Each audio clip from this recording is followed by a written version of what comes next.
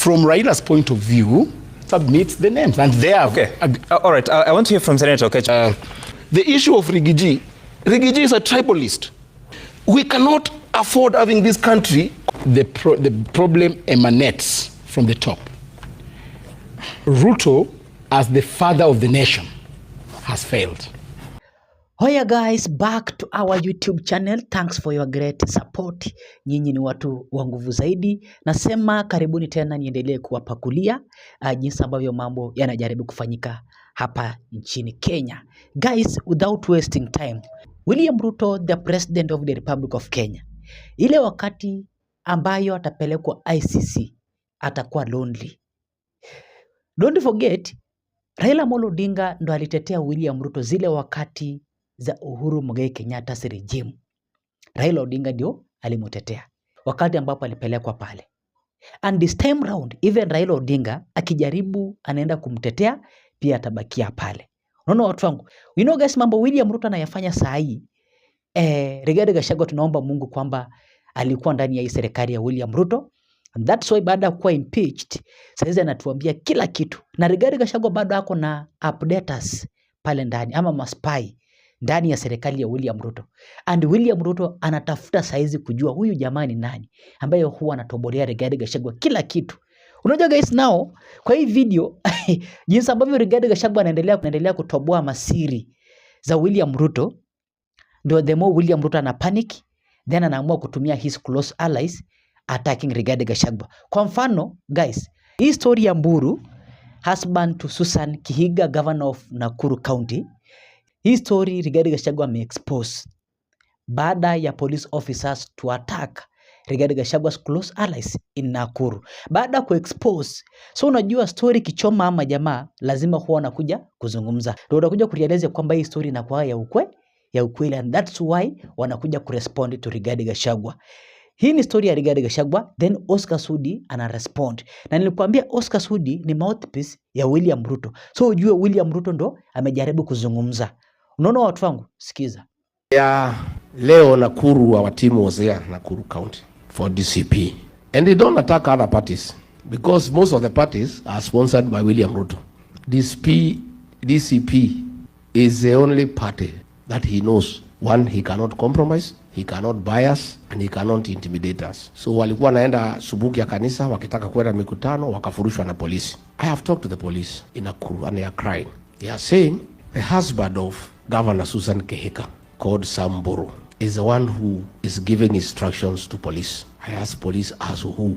No, he has said wife is in charge of the county government and he is in charge of the national government in Nakuru. How so? He says, tells the police, I am the business partner of William Ruto. All the meters that are sold to Kenya Power, I am the one who imports them on behalf of William Ruto and shares profit with him.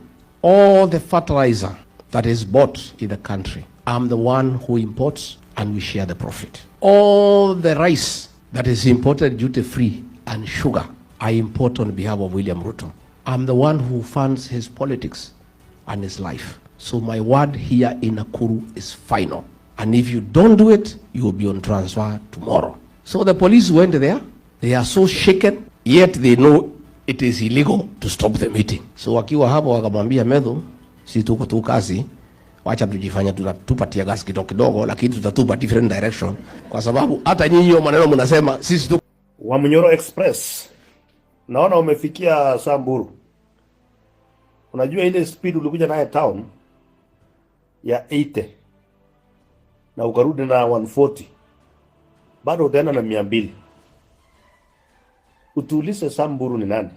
Samburu ameanza biashara zaidi ya miaka 25 akifanya biashara. Aliimport sukari wakati ya Kibaki, ameimport sukari wakati ya Uhuru, na anaendelea na biashara yake. Unajua wewe ulikuja town na speed ya 80 na naona ukarudi na 140, chini ya miaka 7 ndio ulifika CBD. Chini ya miaka 7 ndio unaona hiyo kiti kubwa ainge kalika. So wacha kuingilia na biashara. Huyu Samburu amefanya biashara, alianzia Kisii au kaenda Nakuru. So kumaanisha Rigathi Gachagua anything ambaye anatuambia inakuwa ni Ni kweli, because this man is a truthful man. Unaona watu wangu, hii story ya mbolea aka-expose, hii story ya Goli na Sudan aka-expose, na yote ilikuwa ukweli, because William Ruto alikuja ka-respond. So now, another story of the day ni kwamba kulikuwa na fireworks pale Citizen TV. Kulikuwa na fireworks. Sam Gituku na wale senators ambao walikuwa pale together with who? Together with Cleophas Malala. Walikuwa na discuss hii story ya Rigathi Gachagua in USA and William Ruto responding to Rigathi Gachagua. Because kila kitu ambayo Rigathi Gachagua anajaribu kuzungumza, William Ruto ana respond akiwa huko. Kumaanisha watu wanachungana. Kumaanisha William Ruto ndo hako na wasiwasi zaidi. Because alimuimpeach huyu jamaa. So kabla uweze kusikiza guys, and show me like, na nasema thanks for your great support. Na wale ambao wanaendelea kunisupport through M-Pesa, pia nasema asanteni zaidi. Mungu aendelee kuwapigania na awatetee zaidi. Na pia wewe unaweza to support through those through that line ambayo ina display hapo chini. Kwa hivyo guys, I want you to listen to this Gen Z, jinsi ambavyo anajaribu kupeana ujumbe fulani ambao pia ni wa maana zaidi, then tusikize jinsi ambavyo mambo yalichemka pale Citizen TV. Sikiza. Sisi mnajua vizuri sana kama vijana yale mambo tumekuwa tukiongelelea. Kuanzia mwaka wa 2024 June tulisimama na tukasema Kenya imefika mahali ambapo wale walio juu, wale tulio watuma ili watushikilie, watusimamie na ili watufanyie kazi. Kwa sababu sisi wote hatuwezi toshea bunge, si ni kweli? Sisi wote hatuwezi ingia State House tukue president, si ni kweli?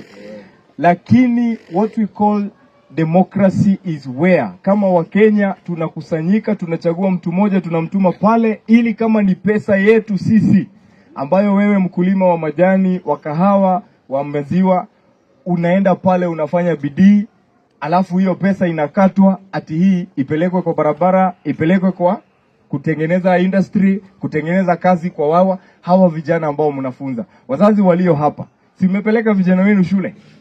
Nyinyi wakati ulifanya bidii yako ukapeleka kijana yako shule, wewe ile kitu ilikuwa kwa roho ni kwamba huyu mtoto asaidike na akuje hata wewe akusai. Lakini inafika mahali mtoto after wewe umeuza kila kitu pale nyumbani, umefanya bidii, amemaliza shule, hawa watu tuliotuma kwa zile ofisi wanakuja wanakuambia ati hatuna kazi, ati sijui tumeshindwa kupeana kazi. Na ndio sisi kama vijana tukasema, ni nini nafanya msitupatie kazi? Nini nafanya yale ambayo mlisema wakati mlikuwa mnaomba kura? Nini nafanya saa hizi mmebadilisha your mind? Tunaelewana? Na tukawaambia tumegundua corruption is the real cancer that is killing Kenyan economy. Kila siku wanaenda wanaomba pesa. Wao wenyewe walituambia pesa ambayo imeombwa ikafika trilioni 8, wao hawataongeza. Sasa hizi imefika 11 trillion. Na hii pesa tunawauliza kama vijana, mmeenda mmeomba wapi? Unajua ukiomba loan kuna ile inaitwa interest, si ni kweli? Ukiniomba milioni 1 hautarudisha ikiwa milioni 1, kuna terms. Na vile vile kuna kitu inaitwa security. Security means ukishindwa kulipa tutakujia hii. Tukagundua watu wamepeana karibu port zetu, karibu asset za government ambazo ni zetu sisi kama Wakenya. Na tukasimama tukasema, sisi mambo ya corruption hamutaharibu maisha yetu kama vijana ati kwa sababu mmenyanyasa wazazi wetu na wamenyamaza. Tukasema tutawapigania. Si ni kweli? Si nyinyi mmekuwa mkiona? Lakini hawa watu tukiwaambia ukweli wanatupiga matia gas, wanatupiga marisasi. Vijana wengi sana umeona vile wamekufa. Si ni kweli? Na tukitokea tuwaambie makosa yetu, ni waulize wazazi. Sisi kama vijana tukisimama tuseme, sasa kwenye maisha imetufikisha, imani ni kama mnaiua, na ninyi ndio mnafaa mtupee imani. Mnataka tuende wapi? Kenya haiwezekani ikuwe ni nchi ya matajiri, kuna wenye nchi na kuna wale wengine. Sisi tukasema hiyo kitu ya kusema wale wengine lazima iishe. Sisi wote ni wana Kenya. Si ni kweli? Kwa sababu it is always important to understand, under the blue skies there is but one family. In this country of Kenya, all of us, we are but one family called Kenyans. Ni kweli?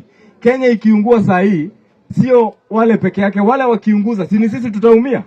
Si ni kweli?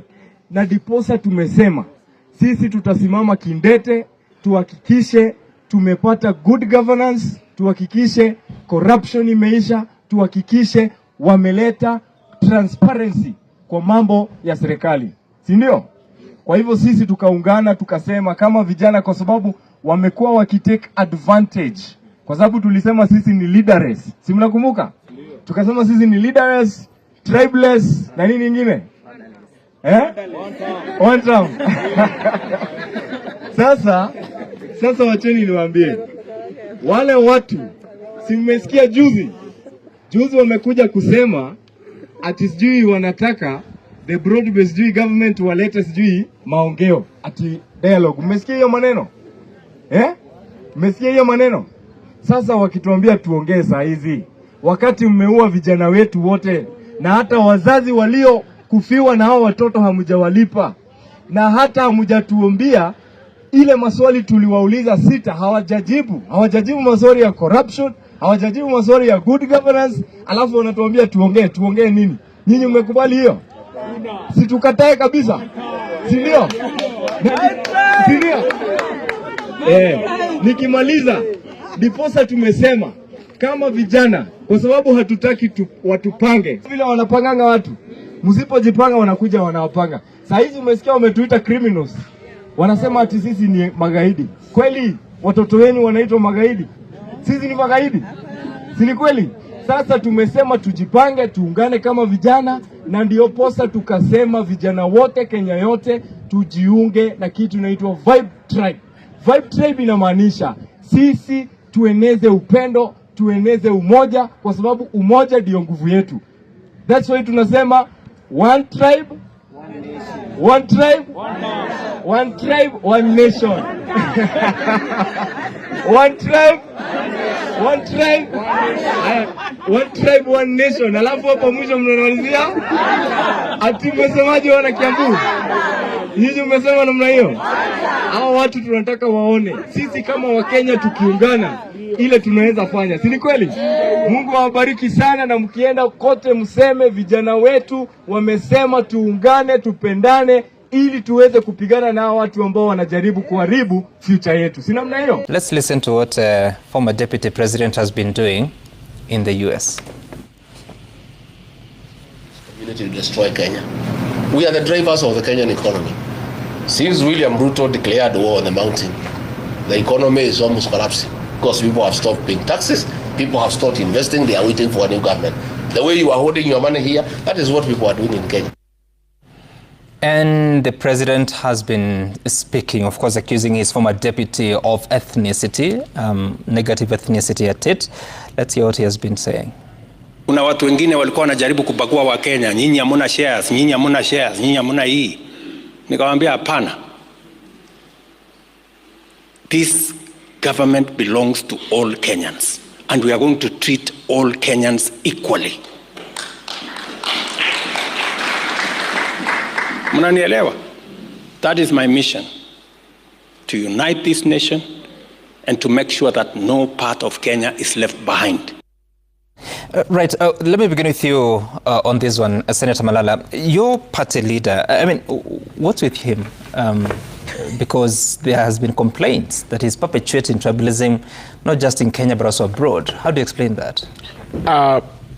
Ethnicity is provided for in our constitution. That is one. Negative ethnicity is what is bad. There is nothing wrong with me being a Luhya. There's nothing wrong with Eddie being a Luo. And therefore, Rigathi Gachagua has, first of all, started by saying that, when you profile a certain community, that is wrong. And what is going on in the country right now is profiling of the Mount Kenya community. Truth be told, you saw during the demonstration, government organized goons to go and burn down property and businesses owned by the Mount Kenya community. How do we know that's... But they have been proclaiming in public that they will not allow, and you see this is in public domain, so that they isolate the Mount Kenya community. away from other communities. What is going on at the moment, Sam, is a government which is paranoid. They know that with the numbers Mount Kenya community holds in the coming election, if Mount Kenya community mobilizes the rest of the country to be with them, this government, it is inevitable that this government is going out of power. And therefore, Senator, it is in their interest. Whatever you're describing, isn't that at the core of the problems that the country faces today? What I said, there is nothing organizing wrong. Politics on ethnic lines. No, you know, nobody has organized politics on ethnic lines. What we are saying is, Kenya is a country comprising of different ethnic groups, and there is nothing wrong with ethnic groups. And we've seen coalitions even in the past. You remember in 2007, we had what we call the ODM. What was it? The five Ngilu, Musalia, Raila, the Pentagon, the ODM Pentagon. You know, this is a political strategy, mobilizing numbers together, and therefore there is nothing wrong with the Mount Kenya community stretching the association with their cousins. For example, as Luyas, we will be proud to associate with Taita Tavetas, people emanating from Taita Taveta, people emanating from Luoland. What does cousins mean? Cousins means, you know, it's a political, in this context, it's a political word extending to people with like-minded ideologies for now. So us, anybody... So the like-minded, you said you're from the Luya community. Yes. So the like-minded of Luya community is in Taita Taveta. And even in Luoland, anybody who has a mind that does not agree with the current establishment, to us, in the political context. But of course, in the family setup, a cousin is a brother or sister to your aunt, or a child to your aunt or your uncle. And therefore, do not put a lot of negative energy when it comes to ethnic organization. There is nothing wrong, Sam, being identified as a lawyer. Okay. Rigathi Gachagua has done no mistake identifying himself as a Mlima. Remember when they were impeaching him? They said that this guy is a villager. You are the same people who branded Rigathi Gachagua as a villager. Who? He went back to Wamunyoro and said, okay, yes, I am a villager. And then you started telling him that he's tribal. He accepted and said, yes, okay, I am Kikuyu, but I want to go and look for my cousins. Again, you do not want him to unify the country. The cousins. Through the cousin relationship. And therefore, that is not ethnicity. Okay. So let me ask you Sam, sorry, I'll get back to you. Mheshimiwa Mutunga, are you a brother or a cousin now? Sam, I actually do not know, but I'm very much amused by the definition of a cousin. Yeah. With respect to Honorable Malala. The political setup. I don't think there is any political definition of a cousin. We are talking to also students in school. People are learning English maybe for their first time. I think a cousin is a relative. And a relative, that cousin is used here to try and bring people who are related in one way or another. When we spoke as UDA and said that we have a problem with the impeached former deputy president because of his ethnic inclination, just thinking about the Mount Kenya, the mountain Kikuyu, many people thought we were not we were not serious, that we were blaming him for nothing. But unfortunately, he has come out very clearly that he's actually an ethnically inclined person. So if he doesn't look at Kenya as the country as Kenya, he looks at the country as Kikuyu or Mount Kenya and others. So when he went out to Kambani and then he met cousins, he was even trying to go and to Western. And let's look at this tour.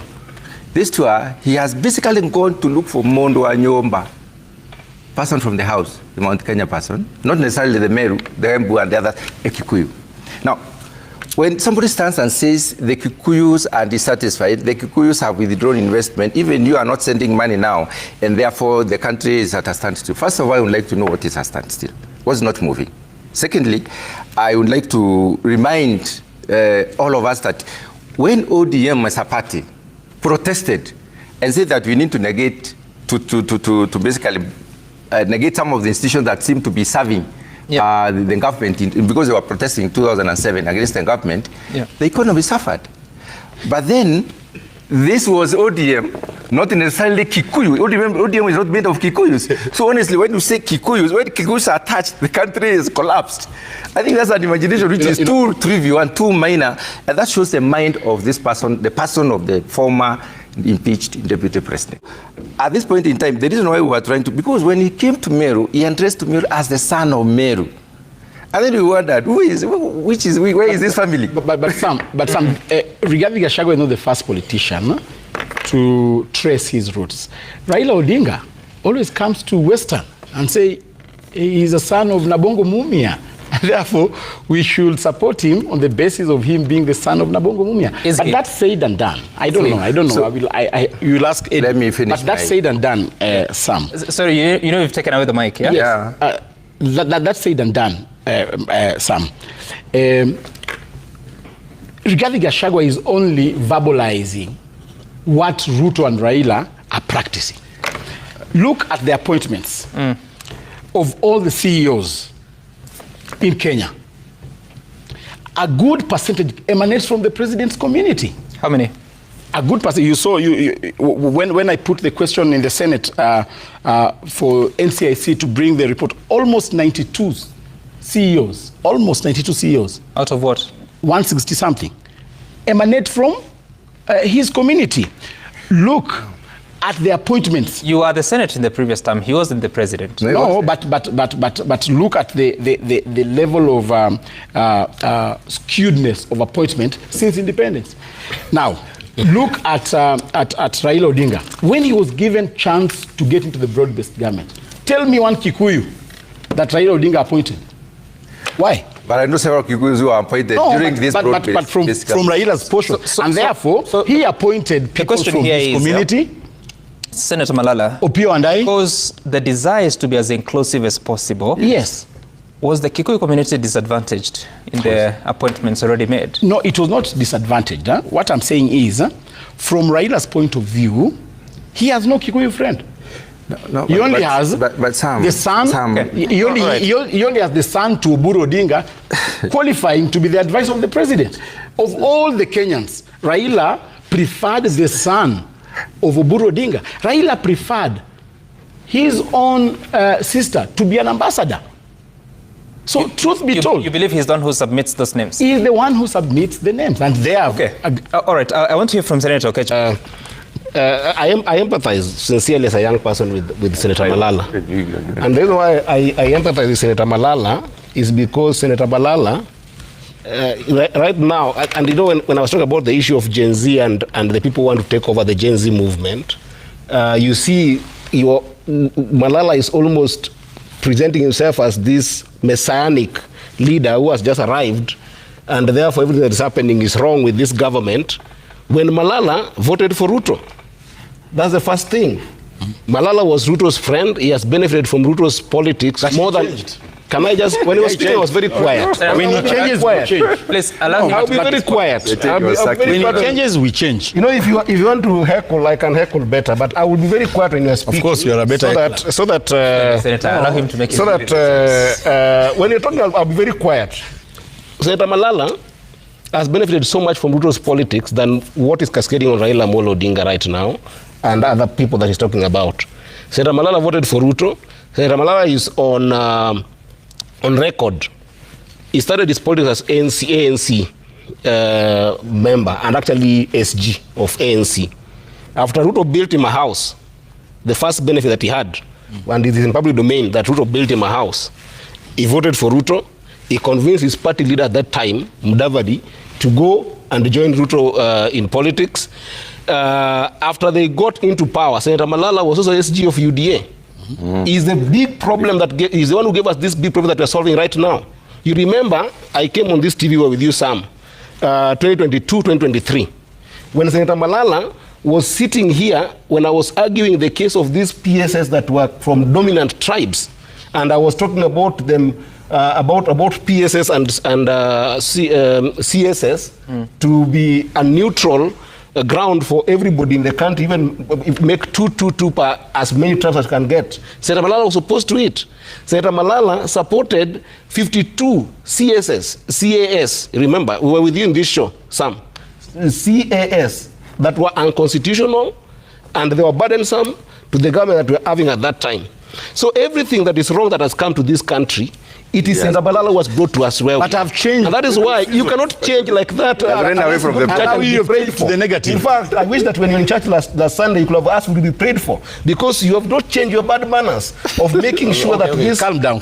No, I'm very serious because we are talking serious business here. Calm down. We cannot come into government as ODM to correct the messes that you created in this country, and then you come here to come and lecture us about how tribal Raila Odinga is, so by having one of his people or relatives being appointed in government. That's negative profiling. In any case, the party that is now in, is it true? Sorry? Is it true that his nephew was appointed as a presidential advisor? But you can't apportion that to him. How many of Senator Malala's relatives are in government? But if the nephew is can we profile him? I don't want to profile them because they are Kenyans. Okay? The nephew is the issue here.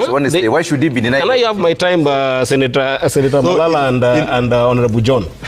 The issue here is, and I don't want to profile. I know Senator Malala's relatives. It's not one. I know several of them, but I will not mention them. I will not mention them because I'm more dignified not to mention them because they are Kenyans. Okay? Number two, the issue of Rigiji. Rigiji is a tribalist. Senator Malala here is sitting here as the deputy party leader of Rigathi Gachagua. Just wait. He's the deputy party leader of the Rigathi Gachagua. When Rigathi Gachagua left, go to the clips that happened in the China that we just talked about where they were in Nakuru. Yeah. Who was declared as a party leader? No, he never did. Senator Methu. Senator Jen Kiara was there, meaning that even Rigathi Gachagua does not trust his own deputy party leader to lead this party when he's away, when he's abroad. When Raila went to AU, he left the party. Can I just finish my thought? No, but he's can I have my time? Please, say Sam. Senator. This is what I said because I knew if I told him the truth, he would interfere, and I didn't interfere with the time. But he's lying. Because she also needs her time. You're lying. I'll give you right of reply. I'm not lying. The truth is, why didn't he respond? Because he spoke after Jen Kiara, Honorable Jen Kiara spoke, and Jen Kiara declared what Rigiji had declared, that in his absence, it is Methu to lead the party, not his deputy, who is Malala. In the U.S., I studied in the U.S., I spent 7 years in the U.S. I have friends calling me from Boston. I have friends calling me from everywhere. They go into meetings where Rigiji is, then they find themselves, Kisii, or Luo finding themselves strangers. Why? Because Rigiji is meeting Kikuyus in the U.S. How do you extend the issue of tribalism out from this country, go to the U.S. and ethnically mobilize? He said it in the U.S., Sam, that let Malala go and collect his tribal votes, let Kalonzo go and collect his tribal votes, let Rigiji collect his tribal votes from the mountain, then they come and then discuss who will be the next. I mean, we cannot afford having this country continuously going into this tribal path. The problem emanates from the top. Ruto, as the father of the nation, has failed.